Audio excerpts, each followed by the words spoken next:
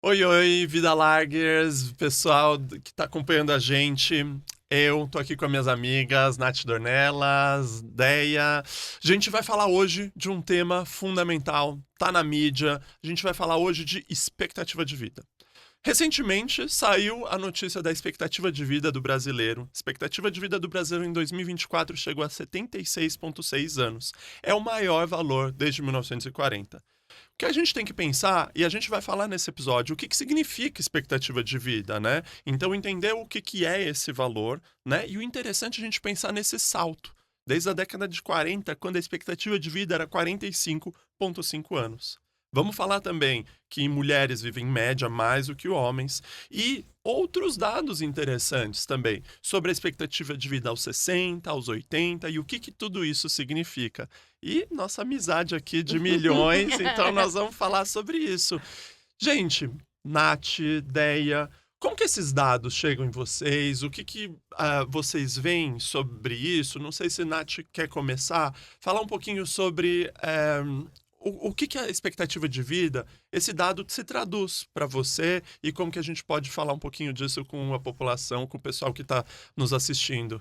Então, sempre que eu vou fazer as minhas palestras, principalmente para o público do turismo, né, que trabalha turismo 60 mais, eu falo com eles que eles vão entender isso refletido na vida deles, porque eles vão olhar no entorno e vão ver cada vez mais pessoas velhas, né? O centenário, por exemplo, que o Brasil hoje já tem mais de 3 mil centenários, eu acho. Não sei se esse número está correto, mas penso que sim, depois eu checo. Olha para minha ideia. Né? Você imaginar que o centenário parecia uma figura que tinha que ter matéria dele no Fantástico, porque ele era uma raridade, né? E que, no entanto, você vai ter um na sua família, um vizinho. Ai, a tia. Sempre que eu falo no Uber, o Uber é um bom laboratório, que eu trabalho com envelhecimento, alguém me conta: eu tenho uma vizinha, a tia da minha amiga, ela tem 100 anos. 103, 104.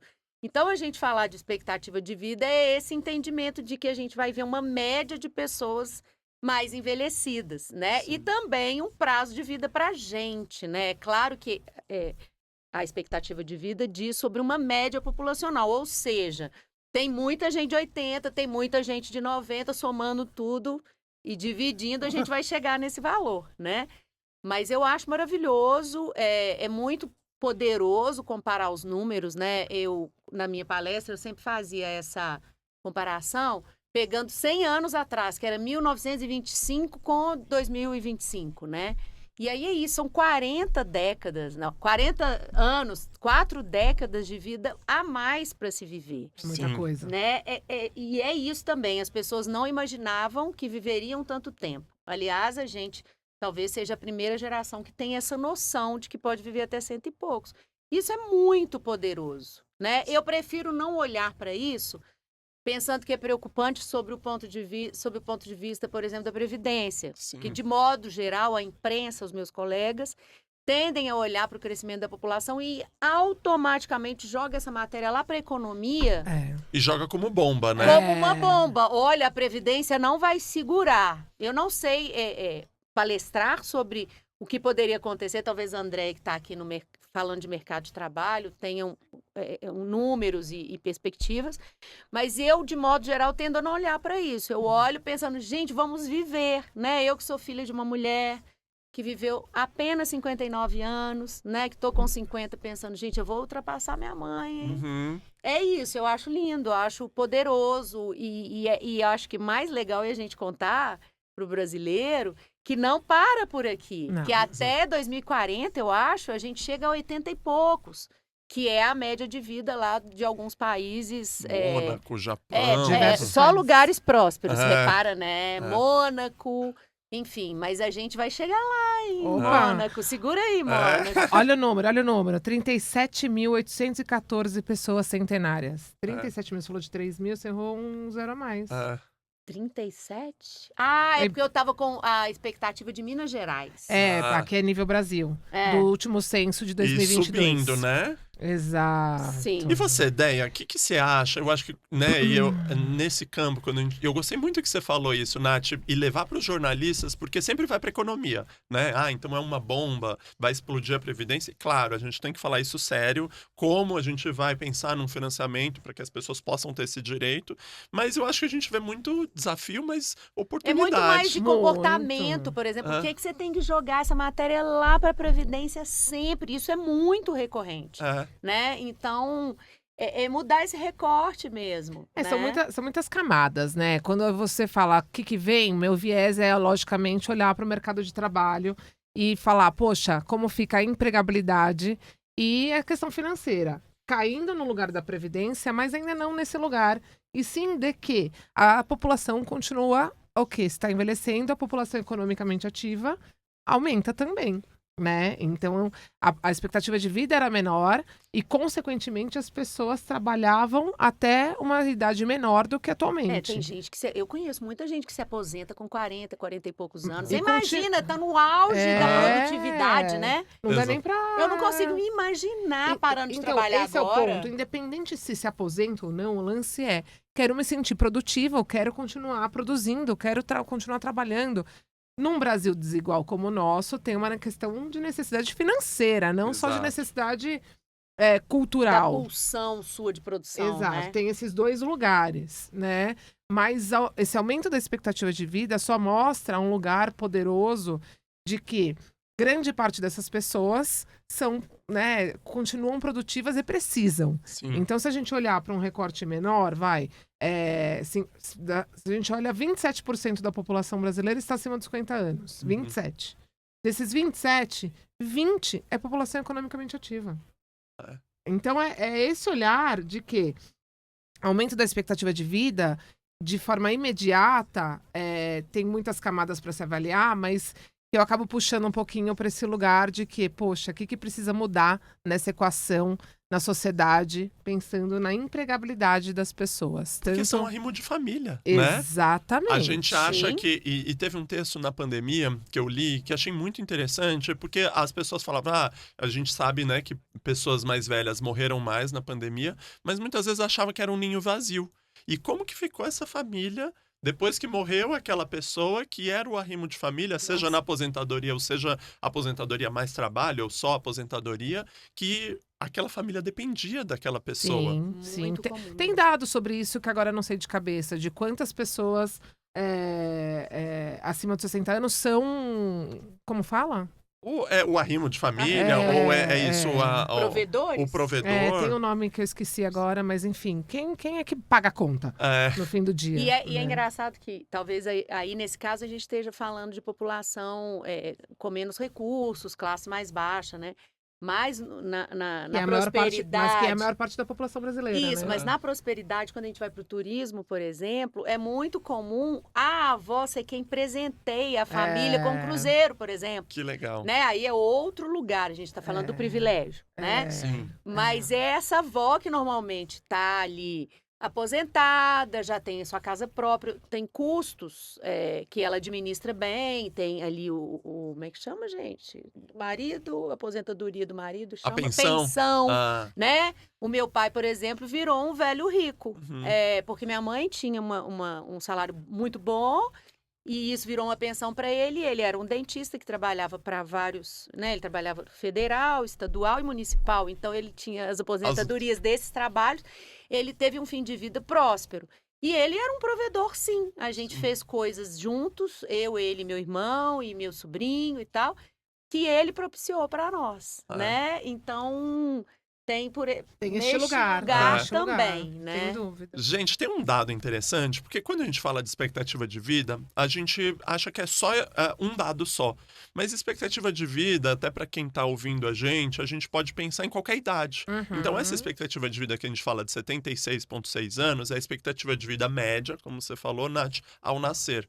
Mas eu posso olhar, então, existe o dado, por exemplo, qual a expectativa de vida hoje de uma pessoa que chegou aos 60 anos? E qual a expectativa hoje de quem chegou aos 80 anos? São dois dados muito legais. Olha, então, que curioso. nesse mesmo senso, uma pessoa hoje que completa 60 anos tem uma expectativa de vida média de 20 anos. E uma pessoa hoje que completa 80 anos, ela tem uma expectativa de vida média de 9 anos também. Olha, não sabia disso, hein? É, muito curioso. Então, Interessante. quando eu vou analisar, eu posso ver, eu posso olhar de vários jeitos. E também, de novo, volta para a potência. Então, e de novo, completo 60 anos, não é que eu vou viver só 20 anos. Mas, em média, Na média, né? essa população que hoje completou 60 tem, em média, mais 20 anos de vida, pensando na população brasileira. Mas aí tem toda essa possibilidade imensa de potência que a gente tem que ir atrás, né? Com certeza. Meu E pai que as gerações anteriores não tiveram essa chance, né, de fazer um planejamento a longo prazo, né, de vida. Pois é, porque não se aprendia, até hoje, né? Essa cultura de não olhar para isso, para não se aprender, muito por conta desse passado. A gente nem chegava neste lugar, então não precisava se programar Nunca. financeiramente, emocionalmente para esse lugar, porque nem era Não, um nem futuro. vai viver isso tudo mesmo, Não, né? exato, É. exato. Ele tá cada vez num ritmo muito acelerado. Então, a verdade é que a nossa sociedade não se preocupa, né, não se prepara para envelhecer. Até porque ninguém pergunta para você o que você quer ser quando você envelhecer. É. Né? Exato. Porque isso tá É no uma ritmo... pergunta que a gente pode se fazer, né? De brincar com esse velho que você quer. Que velha você quer ser? Nossa. Uma velha jardineira, gente. Eu Sabe? quero ser uma velha viajante. Não, a jardineira também viaja, né? Ela precisa comprar aquela planta específica. Ela vai com você, boba. E vai trazer para fazer um jardim bom ali. Não é, Milton? Nossa, E o Milton cuidando da gente, né? É lógico. eu fiquei pensando nisso que você falou, Deia. E, por exemplo, na questão da empregabilidade, na questão da aposentadoria e na transição de carreira. Gente, a conta não fecha, tá? Mas fala. Mas porque, por exemplo, eu vejo algumas pessoas que iam imaginar a aposentadoria de outra forma como a gente olhava na década de 80 ou na década de 70. Vou trazer um caso, por exemplo, de um paciente que eu atendi. Ele era um senhor, tinha o seu trabalho, ele era caminhoneiro e aos 55, 60 anos ele já começou a achar aquilo pesado para ele, viajar pelo Brasil todo e vem de caminhão. E não faz, fica em casa. Ai, meu Deus. Ele começou a desenvolver uma depressão.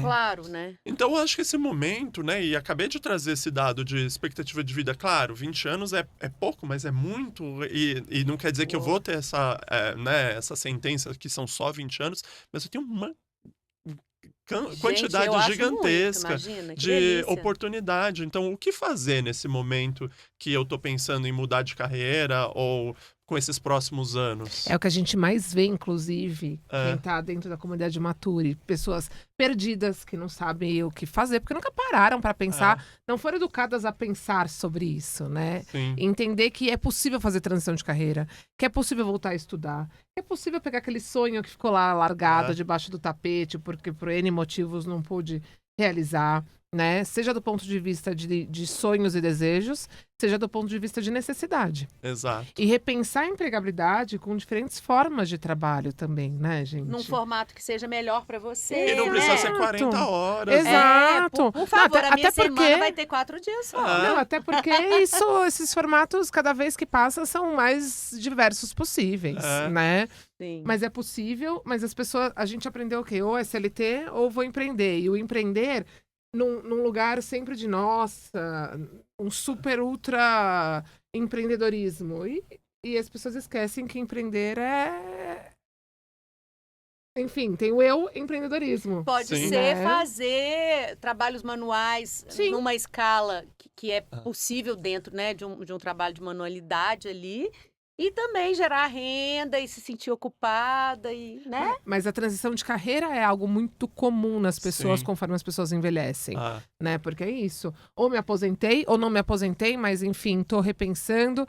E isso é muito comum, muito comum. E a expectativa de vida coloca este lugar de possibilidades. Vocês querem saber uma coisa que diz com o seu trabalho do Turismo 60+? Eu fui dar uma palestra recente no Senac. O Senac tem muito curso legal, técnico, alguns outros cursos de curta duração.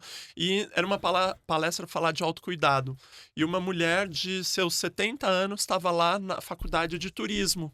E ela falou, eu E ela era japonesa. Ela nasceu no Japão, mas mora aqui no Brasil há muito Que legal. tempo. Ah. E ela falou assim, eu levo para minha longevidade o que é o propósito. E meu propósito agora é estudar turismo. Eu não sei, como eu vou aplicar isso no futuro, eu não sei. Se eu vou entrar numa agência, se eu vou ser guia de turismo, o que eu vou fazer. Mas ela estava aos 70 anos estudando turismo. Delícia. Aliás, os guias, né? É um lugar onde a experiência faz muito sentido, né? No turismo. Totalmente. O turismo, Ter a aliás, é um bagagem, né? meio. Você vai aos eventos, você vê, as cabeças prateadas estão lá, porque o conhecimento acumulado faz muito sentido nesse lugar, né? E vou além, quem consome também. O mercado prateado. O Sim. consumidor. né? E é isso, é quem paga a viagem. Às vezes ele nem vai, mas ele presenteia a família, né? Eu já E vi talvez ele vai querer mais um guia que fale a língua Lógico, dele do lógico. que um guia que tá falando de K-pop, né? É. Sei lá. Que tem um repertório, né? Parênteses, eu expliquei pra Denise, minha avó, que era K-pop essa Ah, semana. maravilhoso! E ela? E ela falou, entendi. Eu falei, Ela assiste dorama? ela não assiste dorama. Porque você sabe que dorama virou um fenômeno 60+. Eu tenho algumas amigas, uma em especial, Nora, lá de BH, queridíssima, que a vida dela mudou, assim. Ela voltou a... Ela se apaixonava cada semana por um coreano diferente. Eles são lindos mesmo, né? Mas eles são de cera, um negócio. Eles são de cera! Lindos, meninos lindos. E aí ela se apaixonou. E eu percebia que ela, entre as amigas, trocavam referências de dorama. Então, Denise não foi pega, porque eu acho que está muito localizado no 60+. Ela já é 70, né? Não, ela já é 80 mais. Ela já é 80. Denise tem 86. A Denise maravilhosa, gente. Sonhando conhecer Denise. E, gente, quando a gente fala de expectativa de vida, é muito... Esse nosso papo é falar também sobre como a gente vai viver esses anos, né? Então, como que a gente viveu hoje, como a gente vai viver o amanhã. Basicamente, a gente está falando de envelhecimento ativo, né? Quando a gente fala de envelhecimento ativo, é pensar que, claro, eu tenho um pilar, né, um transversal, que é sexo e cultura, mas eu tenho os pilares de saúde, de segurança, de participação social, de também de segurança e educação e aprendizado ao longo da vida. Eu adoro. Eu acho que a gente podia falar um pouquinho disso. Então, de cada um dos pilares, de né? como a gente vai aplicar esses pilares para a vida larga que a gente vai ter pela frente. Porque se a gente fala de participação social, por exemplo, é um que com certeza vai ser algum dos nossos próximos episódios, é a importância dessa conexão social, não só familiar, mas de amizades e de todos os tipos de relacionamento, né? Exato. Seja amoroso, seja de amizade, seja familiar, que a solidão é um lugar que se encontra em todas as idades, mas conforme envelhece, isso fica mais evidente, digamos assim. E eu percebo isso claramente como na comunidade Matura, as pessoas falam, nossa, encontrei minha turma. A hora que a gente faz proporciona esse lugar de participação social, né? Eu acho que vale um episódio só pra gente falar especificamente desse pilar. Mas é um pilar que eu, particularmente, como eu sou muito relacional, odeio ficar sozinha, eu sempre vou estar rodeada de pessoas. Eu tenho que me policiar, sabia? Porque eu fico muito bem sozinha. Eu, meus gatos, meus livros, E meu Jorge, e nada mais. E aí, para eu sair, às vezes, eu tenho que me esforçar. Mas você não precisa sair pra você ter suas conexões. Fica a dica. Mas pelo WhatsApp eu não quero, não.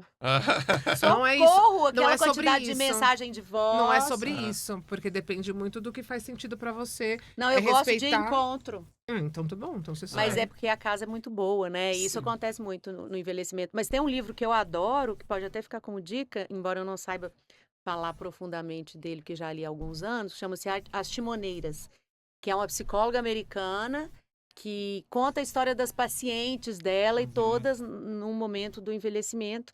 E ela traz um número que é bem impressionante, que assim, quando você é jovem, você passa cerca de 8 horas por dia convivendo, compartilhando, porque você está na escola. Você está em diferentes né? círculos, né? Depois ali na fase adulta, você está trabalhando, então você continua tendo um dia preenchido por outras pessoas. Sim. Mas quando você tem 70, você tem no máximo 4 horas de vida, isso é média, né?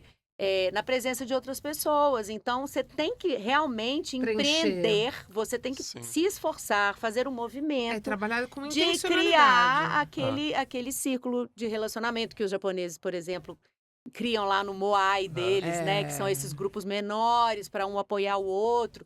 Enfim, cada um à sua maneira, né? Tem gente que pode querer fazer um grande grupo de WhatsApp. Eu tenho um pouco de preguiça, prefiro presencial. Não, mas quando eu falei que você pode usar isso, tem várias formas. Não precisa ser grupo de WhatsApp, não. São relações verdadeiras. Sim. Sim. E não precisa ser muitas, pode ser valiosas e profundas. Né? E essa participação, né? Então, e também a gente vai ter mais um episódio, então a gente já tá falando aqui os spoilers dos próximos capítulos, mas sobre esse capital social, né? Então, quando eu falo poderoso, de né? participação social, e pode ser na micropolítica, num conselho, pode ser organizando alguma coisa, fazendo um ativismo na família, né? Ajudando na qualquer coisa, né? E aí também me leva a pensar sobre família. Sim. Eu acho que é uma coisa legal pra gente pensar. Tem um amigo, gente, que ele estudou na pandemia como que eram as constituições de família de muitas pessoas idosas. Principalmente no momento que a gente não podia visitar, que a pessoa estava isolada. E falou que um dos grandes suportes sociais, aí é uma coisa bem legal pra gente estudar, eram famílias interespécie. Que é Natália com Jorge, Gente, uma se pessoa não fosse com... esses gatinhos na pandemia, eu nem sei. O Jorge chega depois, né? Mas se não fosse esses meninos me fazendo reiki diário ali, ó, bolinho na minha barriga, gente, que isso, né? Exato. Interespécie, gostei. Então eu tenho uma família bem interessante, assim, ela é interespécie. A sua família é interespécie. Inclusive tem ficos incluídos. Interreino, né? Também vai pro... Já vai pra flora, pra fauna. Pro mineral. E mais uma coisa, quando a gente fala de expectativa de vida, eu falei, né? A gente tem o dado da expectativa de vida ao nascer, dado da expectativa de vida aos 21, aos 60, aos 80. Tem um outro dado que diz muito sobre envelhecimento ativo, que é a expectativa de vida livre de incapacidade, que é o que a gente falou no outro episódio. Dessa independência total, né? Sobre o lifespan e o healthspan. Então, quer falar um pouquinho disso, Nath? Então, o lifespan é isso que as pessoas ficam aí achando que é um grande campeonato, né? De chegar aos 100 anos e tá. E performar com número, né? Aliás, a gente vê muitos centenários desses que de tempos em tempos o livro dos recordes traz, né? Por exemplo, houve uma das mulheres mais velhas do mundo com 117, era uma freira francesa, essa freira francesa, ela tinha 117, mas ela já não enxergava, ela já não se locomovia, pouco falava, eu não sei se isso tinha a ver com a congregação de onde ela vinha, mas ela tinha ali um número, uma performance numérica enorme, mas se a gente for analisar do ponto de vista da saúde, não estava largo, né? O health span não estava dela... a vida larga. Porque, claro que também a gente não pode esperar que uma pessoa chegue aos 117 plena, perfeitamente. Eu acho que humanamente não deve ser muito possível você chegar com tudo isso ticado, né? Dona Zilda, por exemplo, minha amiga de 106 de Belo Horizonte, tem a cabeça funcionando plenamente, ela lê 5 livros ao mesmo tempo, ela cita autores, tem muita lucidez, mas ela já anda com um pouco de ajuda. Ela consegue andar, talvez da cama ali, mas sempre ela anda com o cajado, ela tem a cuidadora ali do lado, né? Ela tem, eu vejo que Dona Zilda tem uma vida larga, ela, sim, né? Sim. Mas eu acho que a gente perseguir também esse health span, né? Por exemplo, meu pai viveu 78 anos de plenitude. Aí, a partir dali, ele foi diagnosticado com a degeneração corto-basal e teve 3 anos de vida com muita limitação. Mas ele viveu 78 anos muito bem, né? Ele teve a vida larga. Ele teve, ele do... caminhava, né? E a gente tem que entender que somos humanos e que a gente está sujeito a um tanto de coisas. Então, também não precisa chegar aos 120 com tudo funcionando, porque a gente não é máquina, né? Mas é entender como também produzir esse health span. É claro que num país como o nosso, em que as oportunidades não estão disponíveis a todos, a gente não pode falar que envelhecer bem é uma escolha. Não, né? Não. Porque é uma questão escolha social. para poucos. Ela é uma escolha, sim, para poucos. É uma questão social. Mas, assim, você pode tentar ali se cercar de cuidados. É o que o Dr. Peter Attia fala. Existem os 4 cavaleiros do Apocalipse, né? Que são, me ajuda aí, diabetes e pressão alta, câncer, doenças neurodegenerativas. São 4 doenças que a medicina sempre perseguiu, mas que a gente pensa no pensamento dele, que ele traz nesse livro, né? Que a gente fez uma ode a ele aí no primeiro episódio, que é o Outlive, que é como viver melhor e com mais saúde, né? Sim. Basicamente. Ele fala de prevenção e não de ficar ali controlando só a taxa de diabetes. Mas se é uma diabetes adquirida, como que ao longo da vida você pode ter uma alimentação que vai te possibilitar, talvez, não passar por esse quadro, né? Que é quando você falou, vou me policiar. É ter a Vou ter intencionalidade. cuidado da minha alimentação. Né? Gente, a alimentação, ela é tão poderosa. Eu vejo muitos casos, eu tenho, né? Minha família tem uma doença genética que pode ser startada por algumas coisas, a alimentação às vezes influi nisso. Como existem pessoas que se curam, por exemplo, de uma esclerose múltipla através da alimentação. Então, vamos olhar para isso, né, Mas gente? é interessante que tem pessoas que envelhecem. Agora cheguei numa idade que eu preciso olhar para alimentação, eu preciso fazer exercício físico. Não, é a vida Bora toda. começar antes, É né? a vida toda. De novo, é a intencionalidade. Exato. É trabalhar para nossa velhice se policiando o tempo inteiro, né? Mas Sim, só queria puxar vivendo de forma gostosa, né? Como o Milton fala, e cada um com seus... que é a verdadeira vida larga.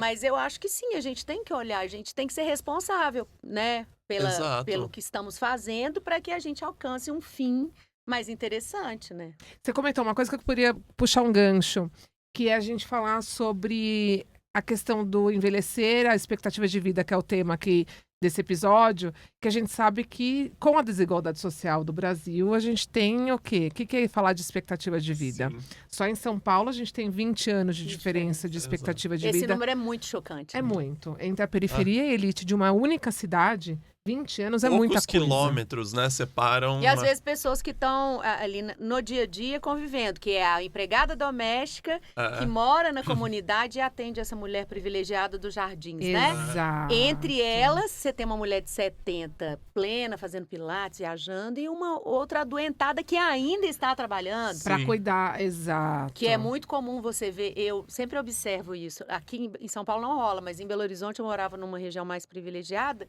e eu via as empregadas domésticas chegando às 7 da manhã, que era a hora do passeio com o Jorge. Muitas mulheres idosas, cabelo branco, dificuldade de locomoção, chegando para trabalhar. Sim. Né? Porque não tinha escolha. Mas isso é muito comum. Ah, Então, acho que é importante a gente trazer essa questão da expectativa de vida. Eu não sei se você tem esse dado lá de Minas Gerais ou de outros estados. Eu tenho esse de cara aqui de São Paulo.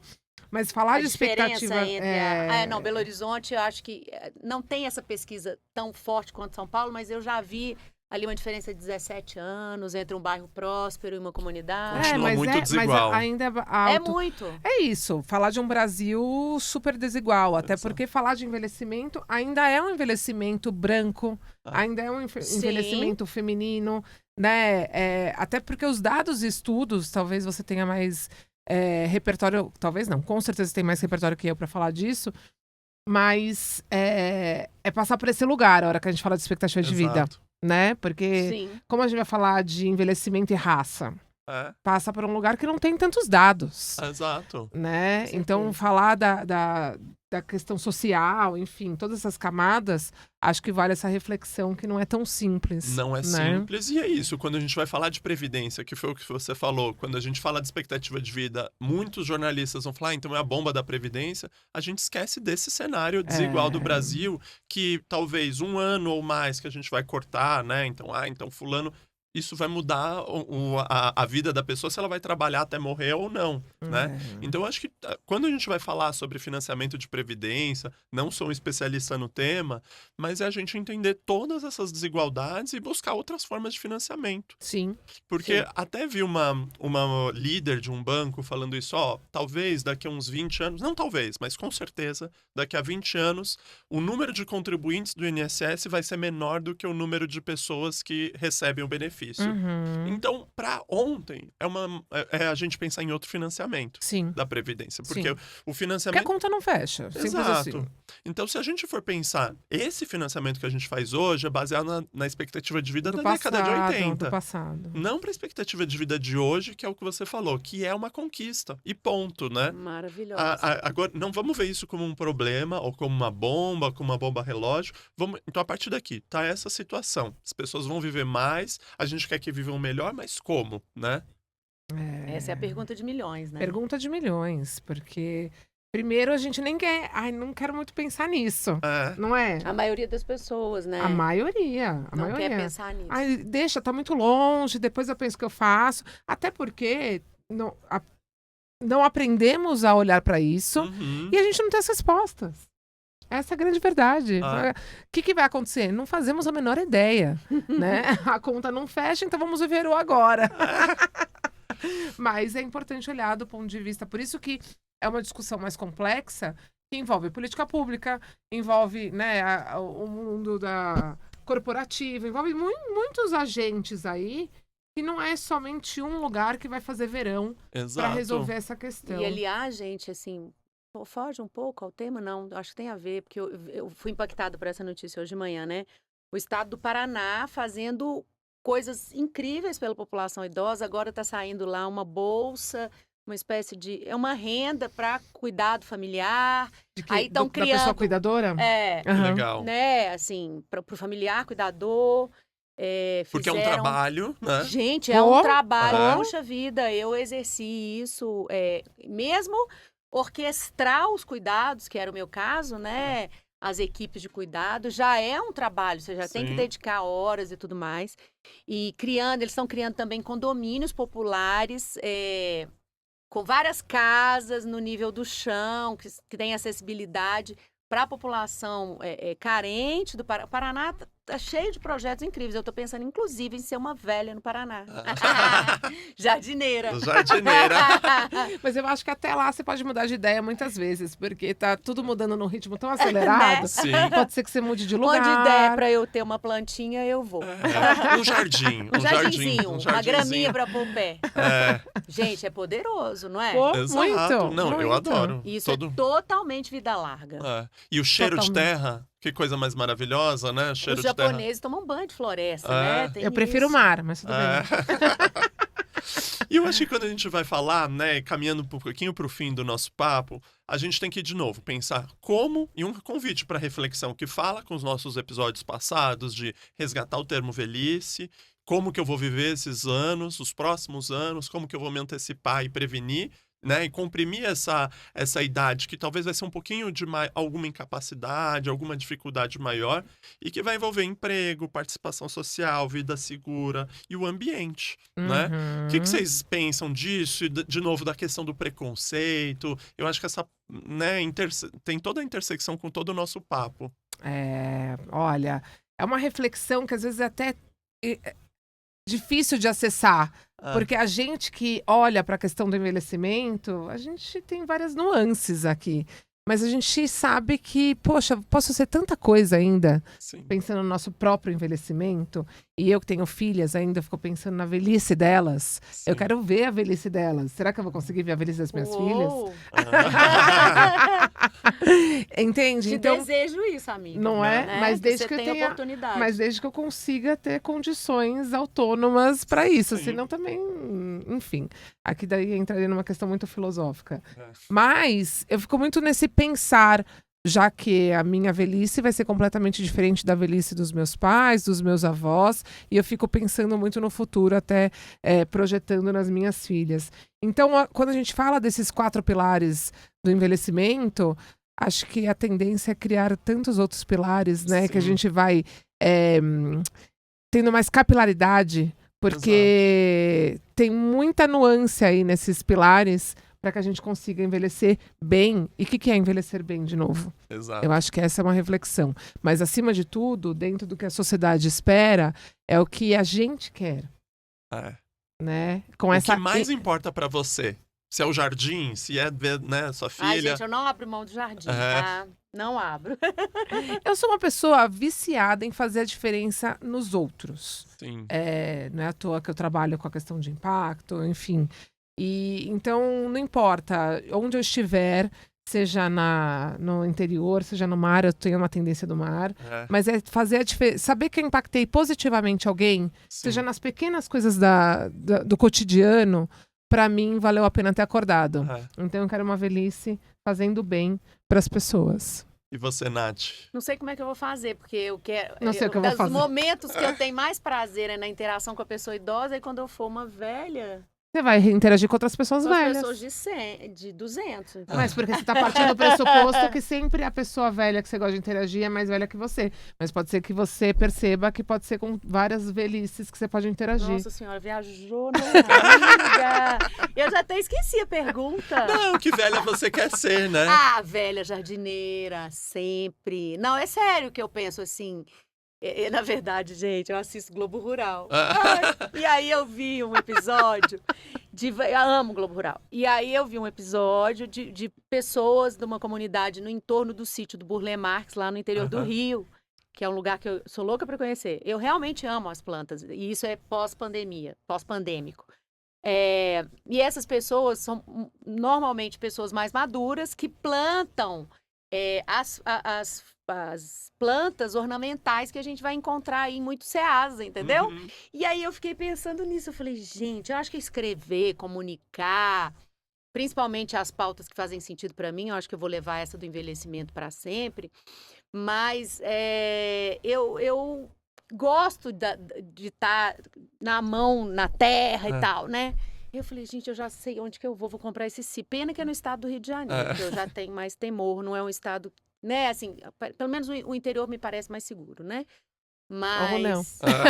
é complicado. Mas assim, eu quero mesmo essa coisa de estar muito ali com a natureza, pezinho no chão. Conectada. A mão na terra. Mão na terra, gente, experimentem, assim, Sim. trocar um vaso trocar uma planta de vaso. Sim. Como é bom, como te preenche. Eu E preciso muito... exercitar isso. Mas, amiga, deixa eu te dizer, é uma coisa que vem com a maturidade. A minha mãe era uma super dona de plantas. Quando ela faleceu, ela deixou quase um inventário de para quem iria cada um daqueles vasos, que eram vasos importantes mesmo.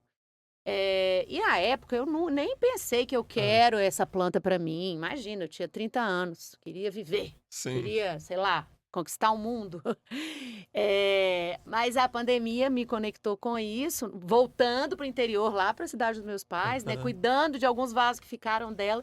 E no fim das contas, eu ganhei da minha tia um chifre de veado que tinha sido da minha mãe, ou seja, ele já deve ter uns 30 anos de vida, e que virou um personagem importante ali para mim. Era como se fosse um inventário, uma herança dessa minha mãe, né? Mas eu quero ser essa velha com esse pezinho na grama. Assim. Olha, eu desfocando aqui.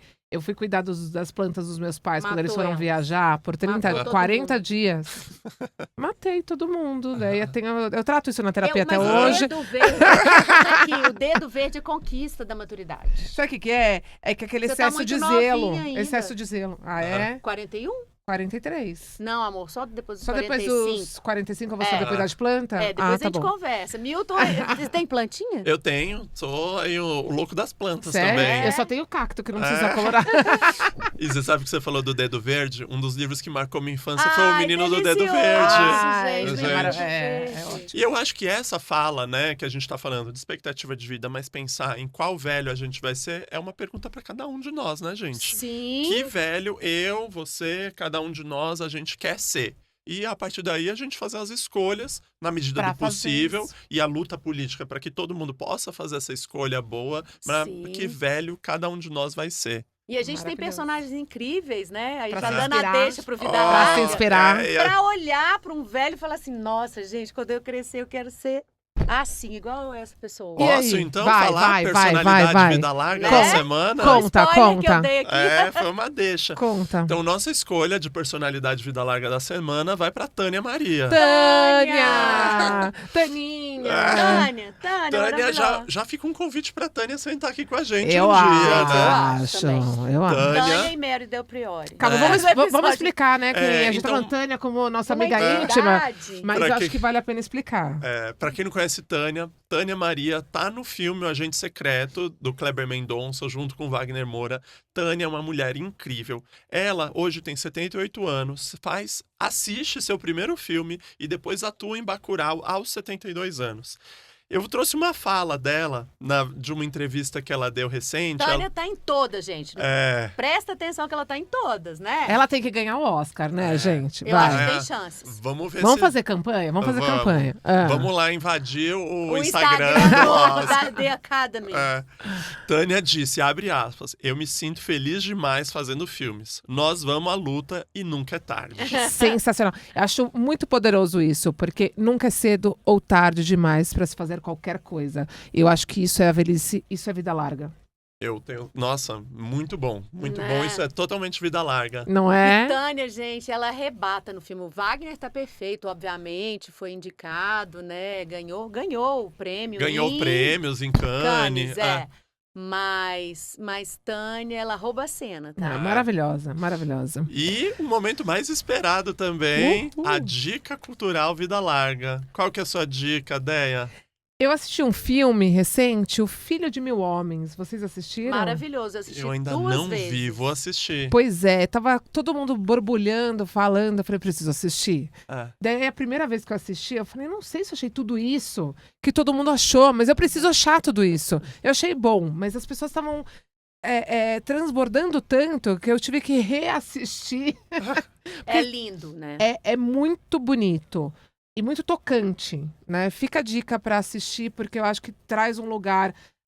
ele não tem conexão necessariamente aqui com o tema de expectativa de vida, mas tem muitas nuances que daria para fazer conexão, né? Com a relação de diferentes idades encontrando a solidão, encontrando a conexão, a questão da participação social, criar seus vínculos. Então dá para puxar aqui alguns ganchos. E que fica a dica, tem uma fotografia maravilhosa, um enredo muito bom, mas é isso, você tem que estar aberto para um lugar de reflexão. Assistirei, então. Boa. E você, Nath? Eu tô procurando o título em português desse filme que tá na Netflix e que eu amo. Amo, quem me conhece de outros carnavais e sabe das coisas que eu gosto, amo cinema, e em especial o cinema britânico, e é um filme... Ele é de 22, mas entrou agora na Netflix. Não sei se chegou aos cinemas brasileiros até então. Vivendo em português, na verdade. É um filme com o Bill Nighy. Que, aliás, a gente tem falado muito dele porque ele ancora um dos podcasts mais famosos hoje do mundo, né?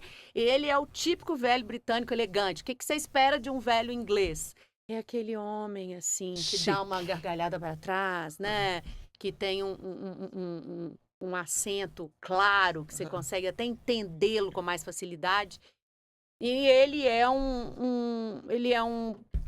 ele trabalha numa repartição pública, no meu entendimento ali, e muito carrancudão, fala pouco, interage pouco, as pessoas têm até um certo temor dele ali na repartição. E ele é o típico velho, aquele velho meio problema, assim, que você imagina o estereótipo negativo de um velho, né? Até que ele é diagnosticado com um câncer e ele vira uma pessoa mais legal do universo, porque ele entende o tempo de vida que ele tem e ele realmente vai viver, sabe? Vai viver. E aí também tem, como numa boa história, o cinema ama isso, né? A interação com uma pessoa mais jovem, uma ex-funcionária dele, começa Ele leva essa ex-funcionária, que aliás nem está trabalhando mais para ele, para a vida dele, mas assim, como amiga, como troca. Não tem nenhuma intenção amorosa nisso. E é lindo, é um filme delicioso, então chama Vivendo em português, né? Tá na Netflix e mostra isso, a riqueza de um envelhecer na troca, né? De como que você trazer pessoas para sua vida, tá sempre aberto a incluir gente. Ele tinha um filho, tinha uma nora, mas que estavam ali muito focados na casa que ficaria para eles ou não, muito mais interessados na herança do que no cuidado. Ele não conta para eles que fica doente, ele conta para essa menina, que não é uma pessoa íntima, né? Tá vendo também a relatividade das famílias, né? E das Porque relações também, né? A gente vive numa cultura que coloca um peso nas famílias e não é fácil ter uma família. Eu não tenho uma família que me apoie, né? Então, às vezes as coisas vêm de outros lugares, né? Do amigo, das relações ali que você cria, da família que você escolhe. né? Então, Já vivendo. quero assistir Vivendo, que tem a ver com vida larga. Total vida larga. É. Num momento de vida apertadinha, porque É. ele tem um diagnóstico. Mas Sim. ele faz daquilo ali Uma largura. a largueza. largueza total. A minha dica cultural, a gente vai também nesse caminho, que também é um filme lindo. Eu chorei. Nossa, achei muito Amo. Eu emocionante. também choro muito. É Como Ganhar Milhões Antes que Vovó Morra. Ah, muito Maravilhoso. bom. É um Maravilhoso. filme que tá na Netflix, não sei até quando, né? Então, Corram pra assistir, porque é o tipo de filme que não dura na Netflix.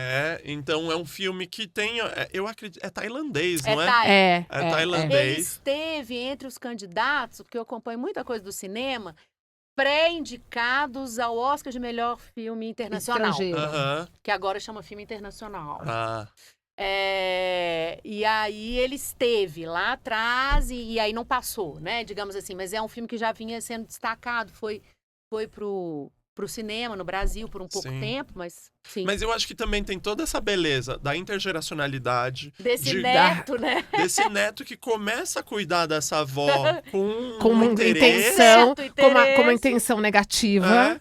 Mas É lindo demais. ele né? entende a solidão dessa mulher, entende o papel dela. Reconhece esse lugar. Reconhece e começa a ter uma transformação na vida dele. Pois né? é, isso Então, é muito poderoso, né? eu acho É que poderoso aproxima. pros dois, Pros não é dois. só pra É. pessoa idosa, É. né? Acho que foi até mais poderoso pra ele, pra repensar a questão dele enquanto ele e ele na relação dela, né? E talvez sim, ele esse vai menino ser. tava bem perdido. Pô. Até, né, entrar no cuidado ali. Exatamente. Então, gente, maravilhoso. Mais um papo incrível Eva! dos amigos aqui. É, Amigos de infância, Ami- vida larga. Aliás, a gente vai ao cinema junto, a gente tem toda a programação.